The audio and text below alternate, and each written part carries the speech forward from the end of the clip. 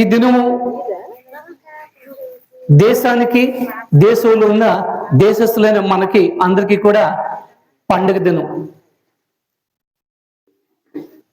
ఈ దేశ పతాకం గుర్తు అయినటువంటి ఈ జెండాని మనం ఆవిష్కరించి దీనికి వందనం చేసి దేశ గౌరవాన్ని నిలబెట్టడం మనందరి యొక్క కర్తవ్యం.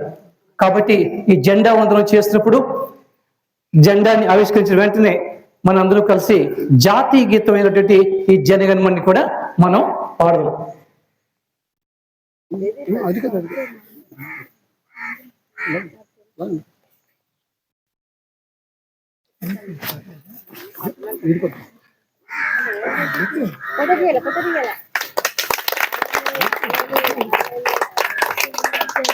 జనగణ మన అధినాయక జయ హే భారత భాగ్య విధాత పంజాబ్ సింధు గుజరాత మరాఠా ద్రావిడ ఉత్తర గంగా వింధ్య హిమాచల యమునా గంగా ఉచ్చల జలనిధి గంగా तब शुभ नामे जागे तब शुभ आशीष मांगे गाहे तब जय गाथा जनगण मंगलदायक जय जय भारत भाग्य विधाता जय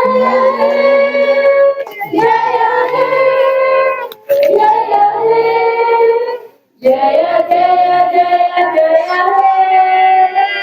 జై హింద్. మనందరం కూడా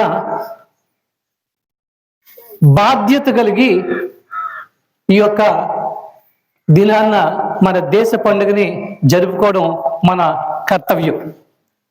మనం ఆచరిస్తున్నటువంటి బైబిల్ గ్రంథంలో కూడా దేవుని మాటలు చెప్పబడుతున్నాయి.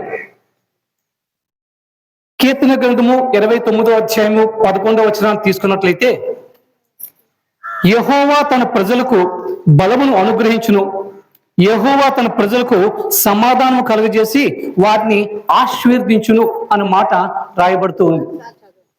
యెహోవా తన ప్రజలకు బలమును అనుగ్రహించును, యెహోవా తన ప్రజలకు సమాధానం కలుగజేసి వారిని ఆశీర్వదించును అన్న మాట రాయబడుతుంది.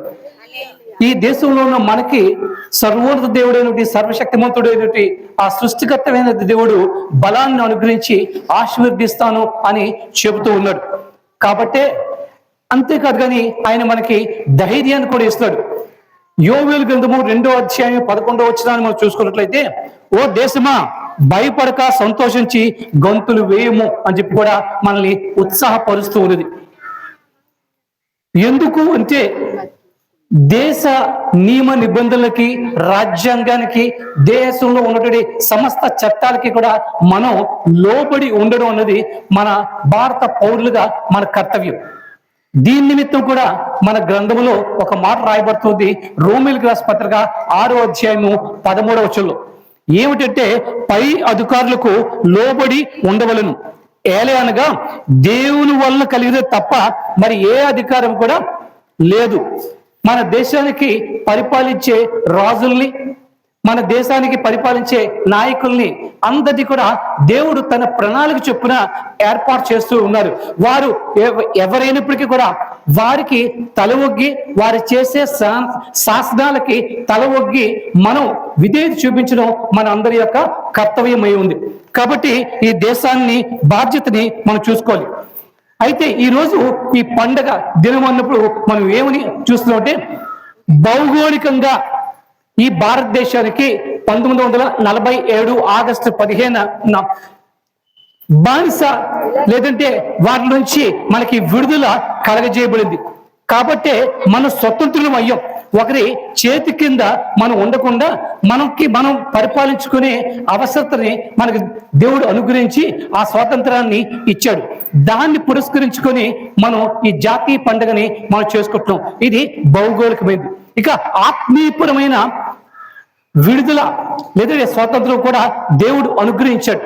ఇది 1947లో మనకి భౌగోళికంగా ఇచ్చి 79 సంవత్సరాలయ్యి ఈరోజు 80వ దినోత్సవాన్ని మనం జరుపుకుంటున్నాం. అయితే ఆత్మీయ విడుదల, ఆత్మీయ స్వతంత్రతను కూడా 2025 సంవత్సరాల కిందట దేవుడు మనకి అనుగ్రహించాడు. ఏ దేవునిప్పుడు కూడా మన స్వతంత్రతని కలిగి ఉన్నాం. మరల ఆ బానిసత్వపు కాడి కిందకి వెళ్లకుండా మన దేశాన్ని మనం బాధ్యతతో మెలగవలసిన అవసరత ఎంతైనా ఉంది. కాబట్టి మనం మన జాతీయ పతానికి మనందరూ కూడా గౌరవం ఇవ్వాలి. వందనం చేయడం అంటే దాన్ని పూజ చేయడం, నమస్కారం చేయడం కాదు, కానీ దాన్ని గౌరవించడం. ఎప్పుడైతే మన యొక్క జాతీయ పతాకాన్ని మనం గౌరవిస్తామో అప్పుడు మనం మన దేశాన్ని గౌరవించినట్టు. అలాగే జాతీయ గీతం కూడా ఉంది. మన దేశానికి ఒక గుర్తింపుగా రచించి పాడినటువంటి ఆ గీతం ఉంది. ఆ గీతం కూడా ఇప్పుడు మనం ఆలపించాం. అదే జనగణమన. దీంట్లోని మన భారత యొక్క సౌరభ్యం అంతా కూడా ఆ విషయాలన్నీ కూడా పొందుపరిచి ఇవ్వబడ్డాయి. వాటిని కూడా మనం గానం చేసి దాన్ని గౌరవార్థంగా మనం చేసుకున్నాం. ఇంతే కాదు, మనం చేయవలసింది ఏంటో తెలుసా? మన భారత ప్రజలు కాబట్టి భారతీయులందరికీ కూడా ఒక ప్రత్యక్షత కూడా ఇవ్వబడింది. ఎందుకంటే మనలో అందరూ కూడా ఐకమత్యంతో, కట్టుబాటుతో, ఏకత్వంతో మనం ముందుకు సాగాలనేది. ఎందుకంటే కలిసి ఉంటే కలుసుకు, ఐకమత్యమే బలం. ఈ ఐకమత్యం కొరకు ఏమంటే ఒక ప్రతిజ్ఞని కూడా మనందరి ముందు పెట్టారు. చిన్నప్పుడు స్కూల్లోని ప్రతిరోజు కూడా చదివించేవారు. బహుశా ఈ రోజుల్లో మర్చిపోయారేమో తెలీదు, కానీ ఆ ప్రతిజ్ఞని ఈరోజు మనం కూడా చేసి మనం ఈ దేశ పౌరులవి అని మనం నిరూపించుకుందాం. కారణం ఏమంటే మనం ఈ గడ్డ మీద పుట్టిన వారిని, ఈ గడ్డలో పెరిగిన వారిని, ఈ గడ్డలోనే మనం కలిసిపోవాల్సిన వారి. మనందరం కూడా ఈ యొక్క హిందూ దేశాన్ని బట్టి మనం అందరం కూడా హిందువులము. కాబట్టి ఈ దేశానికి రక్షించుకునే బాధ్యత, ఈ దేశాన్ని కాపాడుకునే బాధ్యత, ఈ దేశాన్ని సంరక్షించుకొని ముందుకు నడిపించే బాధ్యత ప్రతి ఒక్క పౌరురాల మీద కూడా ఉందని మనం ఏమాత్రం కూడా విస్మరించకుండా ఈ ప్రతిజ్ఞని ఒకసారి నేను చదువుతూ ఉంటాను. నాతో పాటు మీరు వల్లి వేయండి అని చెప్పి నేను అడుగుతున్నాను. ఇది జాతీయ ప్రతిజ్ఞ. ఓకే. భారతదేశము నా దేశము,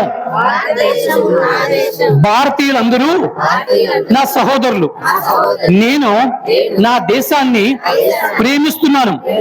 మన సుసంపన్నమైన బహువిధ సంస్కార వంశ పారంపర్యాన్ని నేను గర్విస్తున్నాను. ఆ వంశ పారంపర్యానికి అర్హుడనగుటకు నేను ఎల్లప్పుడూ సర్వ విధాలా కృషి చేస్తాను. నా తల్లిదండ్రులను, ఉపాధ్యాయులను, పెద్దలందరినీ గౌరవిస్తాను. ప్రతి వారితోనూ మర్యాదగా నడుచుకుంటాను. నా దేశం పట్ల, నా ప్రజల పట్ల సేవా నిరతితో ఉంటానని ప్రతిజ్ఞ చేయుచున్నాను. వారి శ్రేయస్సులోనే, సుభిక్షంలోనే నా ఆనందము ఇమిడి ఉన్నది. కాబట్టి ఈ రీతిగా ప్రతిజ్ఞ చేసిన మనం ఈ యొక్క మాటకి కట్టుబడి మనం ఉండవలసిన అవసరత ఎంతైనా ఉంది. కాబట్టి ఈ యొక్క మరొక విషయం ఏమంటే, మనం ముందు ఎగరుతున్నటువంటి ఈ పతాకం ఉంది. ఈ పతాకం యొక్క అర్థాన్ని, మన విలువని కూడా మనం తెలుసుకున్నప్పుడే మనలో దేశభక్తి ఎక్కువగా పెరుగుతూ ఉంటుంది. ఏమిటి అంటే, ఇక్కడ ఈ యొక్క పతాకం మీద 3 రంగులు మనకు కనబడుతున్నాయి. మొదటిది కాషాయపు రంగు ఉంది. ఈ కాషాయపు రంగు దేనికి గుర్తు అంటే, ఇది త్యాగానికి గుర్తు. అనేక మంది త్యాగమూర్తులు ఈ దేశ స్వాతంత్ర నిమిత్తము వారు పోరాడి ఈ దేశానికి స్వేచ్ఛని తీసుకొచ్చారు. కాబట్టి దాని గుర్తు ఆ యొక్క కాషాయం. ఇక మధ్యనున్నది తెలుపు. ఈ యొక్క తెలుపు గుర్తు ఏంటంటే, ఈ పరిశుద్ధతకి, అలాగే స్వేచ్ఛకి, స్వతంత్రతకి అది గుర్తు, శాంతికి గుర్తు అది. ఇకపోతే ఈ 3వ ఆకుపచ్చ రంగు ఉందే, ఈ ఆకుపచ్చది దేనికంటే సారవంతమైన భూమి, విస్తారమైన సహజ వనరులకు గుర్తు. కాబట్టి మనం మన యొక్క అంతేకాకుండా ఈ జెండాలో ఉన్న ఈ యొక్క 3 రంగులే కాకుండా మధ్యని ఒక చక్రం కూడా ఉంది, తెలుసా? దాన్ని అశోక చక్రం అంటారు. ఆ చక్రంలోని ఎన్ని పుల్లలు ఉన్నాయి? 24 పుల్లలు ఉంటాయి. ఈ 24 పుల్లలతో కూడిన ఈ చక్రానికి అర్థం ఏమిటంటే, అది కదలికని చక్రం ఎప్పుడు అలాగే ఎక్కడ పెడితే అక్కడ కూర్చోదు కదా, అది కదులుతూ ఉంటుంది.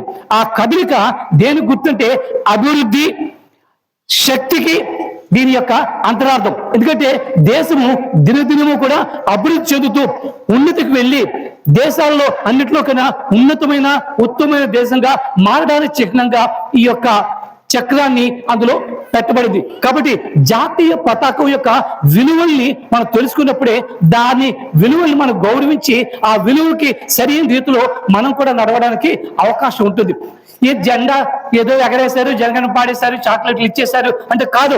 దాని యొక్క విశిష్టతని మనం తెలుసుకున్నప్పుడే దాంట్లో మనం అర్థాన్ని తెలుసుకొని ఆ రీతిగా మనందరూ కూడా కలిసి కష్టపడి నేను కూడా అంటే శ్రీశ్రీ గారు ఒక పాట రాశారు, నేను సైతము అన్న ఒక గేయాన్ని రాశారు. అంటే దేశ అభివృద్ధిలో నేను సైతం, నేను ఎవరిని, నాకేం లేదు, నేను ఒక ఎక్కడ ఎన్నిక లేనివాడిని అలా కాదు. ప్రతి వారు కూడా దేశంలో దేశ అభివృద్ధిలో వారి వారి స్థలంలో వారు భాగస్తులే.